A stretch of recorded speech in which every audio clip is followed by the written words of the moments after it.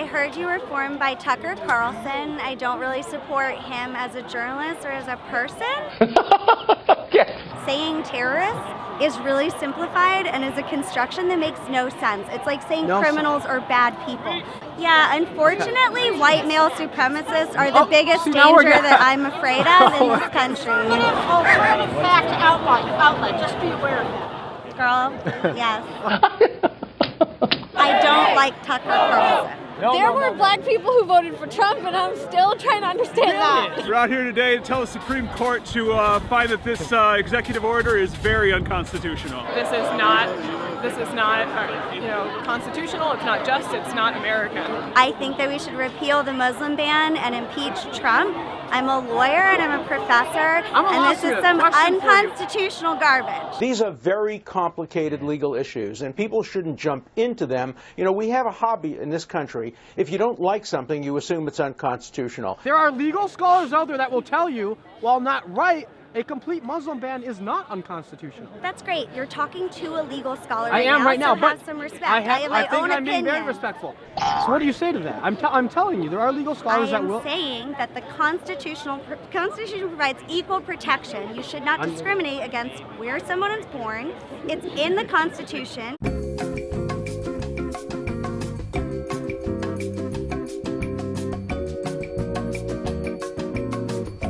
I'm unhappy with the extreme vetting for the Syrian refugees. Obviously, we got to make sure that the people coming in our country are safe people. If someone is supporting this executive order, does that make them a xenophobe? Yes, it does. Can somebody be legitimately for this executive order without being a xenophobe, without being racist? Not if they're well educated on what the implications of this are. I think if all they've been fed is misinformation, that's unfortunate, and perhaps they don't support this because of hate in their heart. I think you would have to you have to have a little bit of racism and xenophobia inside of you to support someone like that. I think they really need to start examining their conscience if they're Christian and start looking to our tradition and see what it's really about to welcome this country.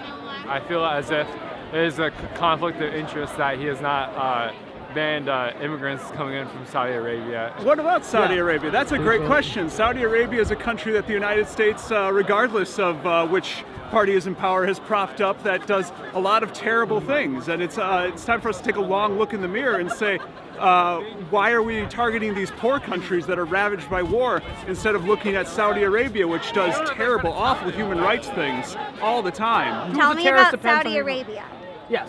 Why is Saudi Arabia not one of the countries that are banned? Should it be? Should it be? No, I don't believe in a ban. If he was serious about actually making a ban against all these immigrants from countries that he sees as a threat, then he should go the full way. But I think he's just doing something because he wants to be seen as a Republican frontman, a Republican tough guy like Mike Pence.